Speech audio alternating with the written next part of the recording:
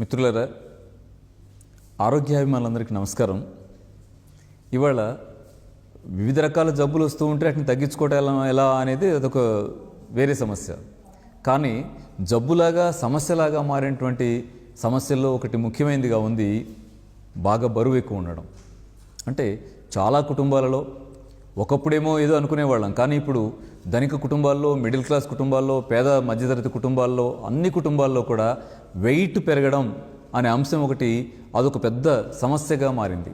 ఆ వెయిట్ పెరగడం వల్ల వచ్చేటువంటి అనేక ఇబ్బందులు ఉంటాయి కదా. షుగర్ లాంటి సమస్యలు రావడం, బీపీ రావడం, థైరాయిడ్ ప్రాబ్లం రావడం, లేకపోతే ఇంకా జీర్ణ సంబంధమైనటువంటి సమస్యలు రావడం, మెన్సెస్లో ప్రాబ్లమ్స్ రావడం, అలా బరువు అతిగా పెరగటం వల్ల వచ్చేటువంటి అనేక సమస్యలన్నీ కూడా మన సమాజాన్ని చుట్టుముడుతూ ఉన్నటువంటి పరిస్థితి మనం గమనిస్తూ ఉన్నాం. దీంతో మనాళ్ళు ఏం చేస్తున్నారంటే ఈ బరువు తగ్గడం ఎలా అని వాళ్ళకి సాధ్యమైన ప్రయత్నాలన్నీ వాళ్ళు చేసుకుంటూ వస్తున్నారు. కానీ దానివల్ల ఏమవుతుందంటే ఒక 3 కిలోలో 4 కిలోలో తగ్గుతున్నారు, మహా అయితే ఒక 5 కిలోలు తగ్గుతున్నారు. తగ్గిన తర్వాత మళ్ళీ కాస్త వాళ్ళు చేసే కష్టం నుంచి పక్కకు రాగానే మళ్ళీ మామూలు అయిపోతున్నారు. ఏది, జిమ్కి వెళ్ళి ప్రయత్నం చేద్దామా, యోగాకి వెళ్ళి ప్రయత్నం చేద్దామా, ఈతకెళ్ళి ప్రయత్నం చేద్దామా, లేదు గ్రౌండ్లో కాస్త వాకింగ్ చేద్దామా, ఇలా వాళ్ళకి సాధ్యమైన పద్ధతిలో వాళ్ళు ప్రయత్నం చేస్తున్నారు. చాలామంది డైట్లో కూడా మార్పులు చేస్తున్నారు. డైట్లో మార్పులు చేసి అసలు తినకుండా మానేయడం, తక్కువ తినడం, ఇలాంటి జాగ్రత్తలు తీసుకొని ఒక 4 కిలోలు 5 కిలోలు వెయిట్ తగ్గిన తర్వాత మళ్ళీ ఓపిక సాలక వదిలేయడం, మళ్ళీ నెల 2 నెలలు అయ్యేసరికి తగ్గిన 5 కిలోలు మళ్ళీ రికవర్ అయిపోవడం, లేదా ఇంకొక 1/2 కిలో పెరిగిపోవడం, ఇలా జరుగుతూ ఉంది. అంటే ఎట్లా దీని నుంచి బయటికి రావడం, ఎందుకు వస్తుంది అనేది ఒక కారణం, బరువు ఎందుకు పెరుగుతున్నాం అనేది ఒక కారణం, తగ్గించుకోవడం ఎలా అనేది ఇంకొక కారణం. బరువు ఎందుకు పెరుగుతామని అర్థం చేసుకోగలిగితేనేమో మన పిల్లలు బరువు పెరగకుండా ఆరోగ్యకరమైనటువంటి శరీరంతో ఉండేవాళ్ళుగా మార్చుకోవచ్చు. బరువు తగ్గడం ఎలా అనే ద్వారా మనం బరువు తగ్గడం ఎలా అనేటువంటిది ప్లాన్ చేసుకోవచ్చు. నేను ఇక్కడ చిన్న విషయం చెప్తాను. ఈ బరువు పెరగడానికి జీన్స్లో హెవీ బోన్ ఉండి పెద్దగా ఉండి మనిషి పెద్దగా ఉంటే ఆ పెద్దగా ఉన్న స్ట్రక్చర్కి తగ్గట్టుగా బరువు ఉంటుంది, అంతే. అది కొంచెం ఎక్కువ ఉంటుంది, అది ఓవర్ వెయిట్ అవ్వదు. కానీ ఓవర్ వెయిట్ ఎప్పుడవుతాడు మనిషి? ఓవర్ వెయిట్ ఎప్పుడవుతాడంటే చిన్న స్ట్రక్చర్ ఉన్నవాళ్ళు ఓవర్ వెయిట్ అవుతారు, మధ్య స్ట్రక్చర్ ఉన్నవాళ్ళు ఓవర్ వెయిట్ అవుతారు, భారీ స్ట్రక్చర్ ఉన్నవాళ్ళు కూడా ఓవర్ వెయిట్ అవుతారు. ఎప్పుడవుతారు వీళ్ళు అంటే చిన్నప్పుడు చేసేటువంటి అతి చిన్న పొరపాటు వాళ్ళ శరీరాల్లో ఎంత పెద్ద మార్పును తీసుకొస్తుందో గమనించండి. ఏం చేస్తారంటే చిన్నప్పుడు పిల్లలు పుట్టిన తర్వాత వాళ్ళకి అన్నం పెట్టడం మొదలెట్టే దగ్గర నుంచి మనవాళ్ళు ఏం చేస్తారు, అన్నం టేస్ట్గా ఉంటేనే పిల్లలు తినగలుగుతున్నారు, బాబు మంచిగా తినాలి, పాప మంచిగా తినాలని దానిలో కాస్త నెయ్యేసి పెట్టడం మొదలెడతారు. నెయ్యేసి పెట్టడం, వెన్నపూసేసి పెట్టడం, ఇలా వాళ్ళకి అలవాటు చేస్తారు. నిజానికి ఆశ్చర్యకరంగా ఉంటుంది. చిన్నపిల్లాడికి నెయ్యి టేస్ట్గా ఉంటుందని తనకేం తెలుసు? ఫ్రెష్గా ఉండే టేస్ట్ గ్లాండ్స్తో పుట్టాడు కాబట్టి ఇప్పుడు మీరు ఏది పెట్టినా అతనికి అదే రుచి. కానీ నెయ్యి టేస్ట్ ఎవరికి? మనకి నెయ్యి టేస్ట్, మనకి వెనపూస టేస్ట్. కానీ అమ్మ ఏం చేస్తుందంటే అమ్మకి నెయ్యి టేస్ట్గా ఉంది కాబట్టి బాబు కూడా నెయ్యి టేస్ట్గా ఉంటుందని నెయ్యి కలిపి ఆ పప్పు నెయ్యి అవి ఇవి కలిపి పెట్టేస్తుంది. పెట్టేగానే లోపల అప్పుడప్పుడే పెరుగుతూ అప్పుడప్పుడే నిర్మాణం పూర్తి కాకుండా నిర్మాణం జరుగుతూ ఉన్నటువంటి శరీరం ఏం చేస్తుందంటే కొవ్వు సంచుల్ని ఎక్కువ ఉత్పత్తి చేసుకుంటుంది. ప్రతి సాధారణ సెల్ పక్కన 1-2 కొవ్వు సంచులు వచ్చేట్టుగా అది తయారు చేసుకుంటుంది. బయట నుంచి ఎక్కువ కొవ్వు వస్తుండేసరికి కొవ్వు సంచుల నిర్మాణం ఎక్కువైపోతుంది. ఎక్కువైన తర్వాత ఇవి భవిష్యత్తులో పెద్ద అయిన తర్వాత ఎంత ప్రమాదానికి దారితీస్తాయంటే రెగ్యులర్గా మనం తినే ఆహారంలో ఏమాత్రం కొవ్వు ఉన్నా అది వెళ్ళి ఆ కొవ్వు సంచుల నిండా నిండిపోతూ ఉంటుంది, స్టోర్ అవుతూ ఉంటుంది. కొవ్వే ఉండాల్సిన అవసరం లేదండి. కార్బోహైడ్రేట్స్ కాస్త మనం ఎక్కువ తీసుకున్న సందర్భాల్లో కూడా, అంటే రోజువారీ పనికి మాట్లాడటానికో చేయడానికో ఈ కష్టం అంతటికి కూడా కాంప్లెక్స్ కార్బోహైడ్రేట్స్ నుంచే బాడీ ఎనర్జీని రిసీవ్ చేసుకుంటుంది. ఆయా సందర్భాల్లో మనకు ముద్ద ఎక్కువ అన్నం తింటాం, అది ఎక్సెస్ కార్బోహైడ్రేట్స్గా ఉంటుంది, ఎక్సెస్ ఎనర్జీని ఇస్తుంది. ఈ ఎక్సెస్ ఎనర్జీ ఏంటి? మనం ఖర్చు పెట్టలేం. ఖర్చు పెట్టినప్పుడు అదేమవుతుంది? ఫ్యాటీ యాసిడ్గా, గ్లిజరాల్గా మారి కొవ్వు కణంగా మారి ఈ కొవ్వు సంచుల్లో స్టోర్ అయిపోతూ ఉంటుంది. ఇది పెద్ద అయిన తర్వాత వాళ్ళు బాగా లావైపోతుంటే కొంత ప్రయత్నం చేయడం, కాస్త తగ్గడం, మళ్ళీ అలాగే ఉంటాం, కాస్త ప్రయత్నం చేయడం, తగ్గడం, అలాగే ఉంటాం. ఎన్ని సమస్యలకు దారితీస్తుంది. 100 కిలోలు 120 కిలోలు 130 కిలోలు ఉండేటువంటి పొజిషన్లో కుటుంబాల్లో మనుషులు కనపడతా ఉంటే వాళ్ళ బాధ చూస్తే ఎంత ఇబ్బందిగా ఉంటుందో. ఎందుకంటే వాళ్ళ మనసు చాలా మంచిది, వాళ్ళ శరీరమేమో వాళ్ళ మనసున్న ఆలోచనలకి, భావాలకి, వాళ్ళ కళలకి, ఆశయాలకి, వాళ్ళ కష్టానికి అనుగుణంగా ఆ బాడీ సహకరించడం లేదు. ఎంత రిస్క్ అండి ఇది. దీని నుంచి బయటపడడానికి ఒక మంచి మార్గం ఏంటంటే, ఒకటి, పిల్లలకి చిన్నప్పటి నుంచే సాధారణమైన ఆహారాన్ని అలవాటు చేయాలి, ఫ్రూట్స్ అలవాటు చేయాలి. ఇంకా మనం టేస్ట్గా పెట్టగలిగే ఏముంటాయని సెలెక్ట్ చేయాలి. విలువైందిగా ఉండాలని కదా నేను సెలెక్ట్ చేసుకున్నాం.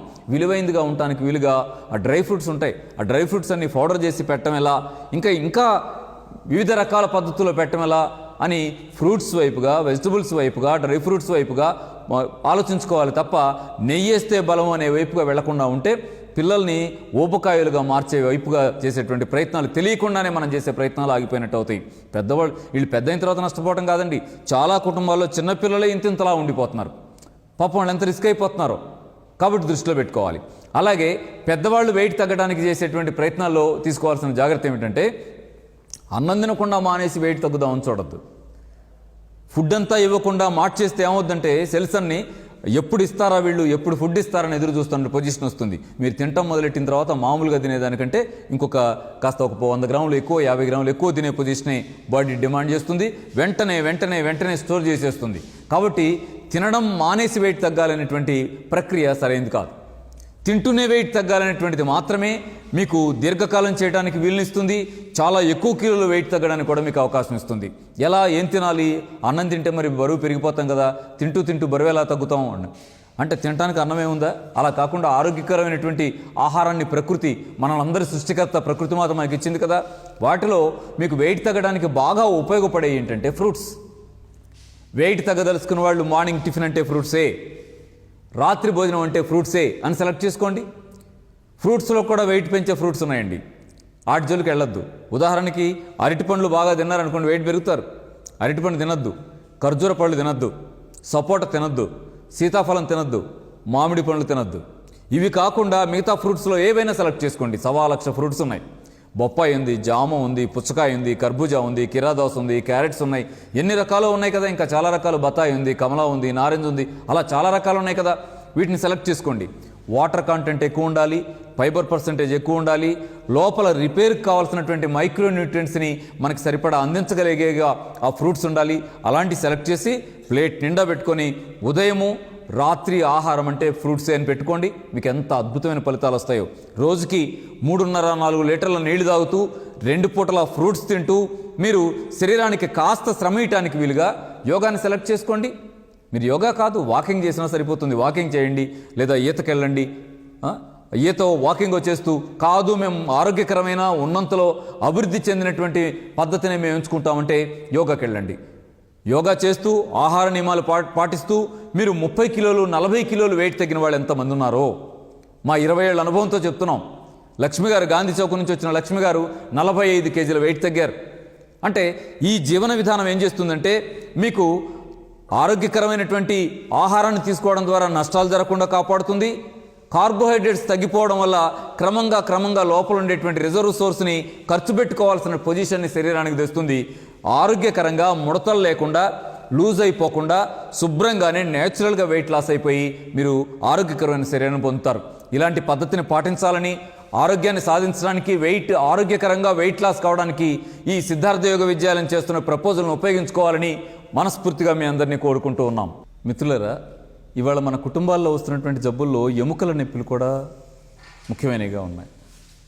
అంటే ఎముక నెబ్బుట్టడం, లేదా మోకాలు నెబ్బుట్టడం, తొడ ఎముకలు నెబ్బుట్టడం, లేకపోతే భుజాలు నెబ్బుట్టడం, ఇలా ఎముకలో వచ్చేటువంటి నొప్పులు అనేవి ఒక ఇబ్బందికరమైనటువంటి వాతావరణం తీసుకొస్తున్నాయి. అయితే దీనికి పరిష్కారం ఏమిటి అంటే పెయిన్ కిల్లర్స్ తప్ప మరొకటిగా మందు విధానం సూచించడం లేదు.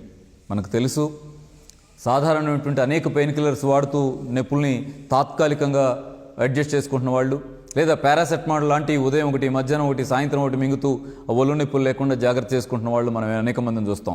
ఈ వాడి ఇంకా ఇబ్బంది పడుతున్నటువంటి పొజిషన్లో డాక్టర్లు ఏం చేస్తున్నారంటే వీళ్ళకి స్టెరాయిడ్స్ యాడ్ చేస్తున్నారు. ఇవాళ మెడికల్ షాపుల నిండా స్టెరాయిడ్స్ ఉన్నాయి. మెడికల్ షాపుల నిండా ఏంటి, ఈ ఒళ్ళు నొప్పులుగా ఉన్న వాళ్ళంతా ఎంతమంది స్టెరాయిడ్స్ వాడుతూ వాళ్ళు ఇబ్బంది పడుతున్నారో మనం గమనించవచ్చు. స్టెరాయిడ్ వాడినప్పుడు ఒళ్ళు నొప్పులు ఏమి లేనట్టుగా ఉంటాం. స్టెరాయిడ్ వల్ల వచ్చేటువంటి సైడ్ ఎఫెక్ట్స్ అన్ని రావడం, పైగా వెయిట్ గెయిన్ అయిపోవడం, నొప్పుల కోసం వాడే టాబ్లెట్ వల్ల బరువు పెరిగిపోతూ రావడం, బరువు పెరగడం వల్ల వచ్చేటువంటి అనేక అవలక్షణాలన్నీ కూడా మనల్ని ఇబ్బంది పెట్టే పరిస్థితి రావడం అనేటువంటిది ఈ ఎముకల నొప్పుల్లో జరుగుతూ ఉన్నాయి. అయితే ఎముకల నొప్పులకి కారణం ఏంటి, వాటిని పరిష్కారం చేసుకోవడం ఎలా అని చూడాలి. ఎముకల నొప్పుల్లో ఉదాహరణకి మోకాళ్ళ నొప్పులు కావచ్చు, నడుము నొప్పులు కావచ్చు, ఈ ఇతర స్ట్రక్చర్లో ఉన్నటువంటి పెయిన్స్ కావచ్చు. వీటికి ఒక కారణంగా కాల్షియం డెఫిషియన్సీ ఉంటుంది. దాన్ని ఒక్కదాన్ని ఈ వీడియోలో మేము డీల్ చేయాలనుకుంటున్నాం. ఎందుకంటే కాల్షియం లోపంతో ఎముకల అరుగుదల ఏర్పడుతూ ఉన్నప్పుడు కీళ్ళు కావచ్చు, మోకాళ్ళు కావచ్చు, మోచేతులు కావచ్చు, ఏ కీలైనా కావచ్చు, శరీరంలో అన్ని కీళ్ళు నష్టపోతాం కదా, అనేక ఎముకల లోపం వస్తుంది కదా. అంటే ఈ రకమైనటువంటి కాల్షియం లోపం వల్ల వచ్చేటువంటి సమస్యలకు పరిష్కారం ఏంటంటే అవసరమైనంత కాల్షియంని బాడీకి అందించడమే. ఇది ఎప్పుడు వింటామో అప్పుడే రెడీగా ఉంటుంది మనకేంటంటే కాల్షియం తక్కువ ఉందా అయితే కాల్షియం టాబ్లెట్లు వేసుకోండి అని. ఎంతకాలం నుంచి కాల్షియం టాబ్లెట్లు వేస్తూ ఉంటారు? ఎవరు కాల్షియం టాబ్లెట్ మింగడం ద్వారా మోకాళ్ళ నొప్పి తగ్గిందని అనగలిగే వాళ్ళు ఒక్కళ్ళు ఉన్నారా? కాల్షియం టాబ్లెట్ వేస్తున్నానండి నా నడుము నొప్పి తగ్గింది అనగలిగే వాళ్ళు ఎవరైనా ఉన్నారా? కాల్షియం టాబ్లెట్ వేసానండి నా మెడ దగ్గర ఉన్నటువంటి నొప్పులన్నీ పోయి నేను అనగలిగే వాళ్ళు ఎవరైనా ఉన్నారా? ఎక్కడ లేదు. గమనించండి, ఈ చిత్రం ఎలా ఉంటుందంటే కాల్షియం లోపంతో ఏమో ఎముకలు అరిగిపోతూ ఉంటాయి, పెయిన్స్ వస్తూ ఉంటాయి అనేది విషయంగా ఉంటుంది. పరిష్కారం ఏమో కాల్షియం టాబ్లెట్లు అని చెప్తారు. కానీ నిజానికి తాత్కాలిక పరిష్కారం అయినా ఇస్తున్నది ఎవరా అంటే ఆ పెయిన్ కిల్లర్సే. పెయిన్ కిల్లర్ వేసుకొని నొప్పి లేకుండా ఉన్నారేమో కానీ కాల్షియం టాబ్లెట్ వేసుకొని అమ్మయ్య పరిష్కారం అయింది ఎముకల బాధ అని చెప్పి అన్నాళ్ళు అక్కడ కూడా మిగలలేదు. ఎక్కడుంది తేడా అంటే డైరెక్ట్గా ఇచ్చేటువంటి చాలా రకాల కెమికల్స్ని బాడీ రిసీవ్ చేసుకోదు. కాంప్లెక్స్గా ఉండేటువంటి కెమికల్స్ని మాత్రమే స్వీకరించుకునేటువంటి, ఎక్కువగా స్వీకరించగలిగే లక్షణం బాడీకి ఉంది. దీన్ని అర్థం చేసుకున్నట్టయితే మనం కాల్షియం లోపంతో వచ్చేటువంటి సమస్యలను ఎదుర్కోవాలంటే కూడా కాంప్లెక్స్గా కాల్షియంను అందించాల్సి ఉంటుంది. కాంప్లెక్స్గా అంటే డైరెక్ట్ కెమికల్స్ని ఇద్దామని చూడొద్దు. ఎందుకంటే అద్భుతమైన సోర్స్ ప్రకృతి మాత మనకు ప్రసాదించింది. ఏది అమ్మ గర్భసంచిలో 9 నెలలు ఉండగలిగేటువంటి అన్ని వనరులు ఎలా ఉన్నాయో కాల్షియం లోపంతో ఉన్న వాళ్ళకి పుష్కలంగా కాల్షియం సాధించుకోగలిగే వనరులన్నీ ఈ ప్రకృతి మాత ఆహారం ద్వారా పెట్టింది. ఆహారమే ఔషధం, ఆహారము ఆహారమే, ఔషధము ఆహారమే. కాల్షియం కావాలంటే కూడా ఆహారమే. కాల్షియం కావాలంటే ఆహారం అనగానే మన వాళ్ళకి ఏం గుర్తొస్తుంది? పాలు తాగేయండి అని చెప్పేస్తారు. మీరు అలా ఎందుకు చెప్తారో అర్థం కాదు. పాలు తాగేయమంటారు. పాలలో ఉన్న కాల్షియం ఎంత? ఆ పాలలో ఉన్న కాల్షియంని పెద్దవాళ్ళ శరీరాలు గ్రహించగలవా? ఈ రెండు సమస్యలే. ఎందుకంటే పాలనే అరిగించుకోగలిగే ఎంజైమ్స్ 12 ఏళ్ల లోపల బాగా ఉంటాయి. 12 ఏళ్ళు దాటిన తర్వాత ఆ ఎంజైమ్స్ ఉత్పత్తి అనేటువంటిది బాగా తగ్గిపోతుంది. ఇంకా ఆ పాలు ఎక్కడ అరగాలి? అరిగిపోయిన పాలలో ఉన్న కాల్షియంని బాడీ ఎప్పుడు గ్రహించాలి? పాలలో కాల్షియం ఉంటే ఉంది, కానీ అది మనిషికి ఎప్పుడు అందాలి? దానికి మంచి పరిష్కారం ఎక్కడుంది అంటే మీరు నువ్వులు వాడుకోండి. నువ్వుల్లో అద్భుతంగా కాల్షియం ఉంది.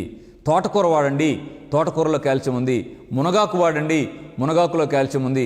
కరివేపాకు వాడండి, కరివేపాకులో కాల్షియం ఉంది. ఇలా కాల్షియం ఎక్కువ ఉండేటువంటి ఆహారాల్ని రోజువారీ జీవితంలో భాగంగా మీరు మార్చుకోవడం ద్వారా 1-2 నెలల లోపులోనే మీ ఎముకల్లో ఉన్నటువంటి అనేక సమస్యల్ని పరిష్కారం చేసుకోవడానికి, కాల్షియం లోపాన్ని 100% సరి చేసుకోవడానికి ప్రకృతి మీకు సహకరిస్తుంది.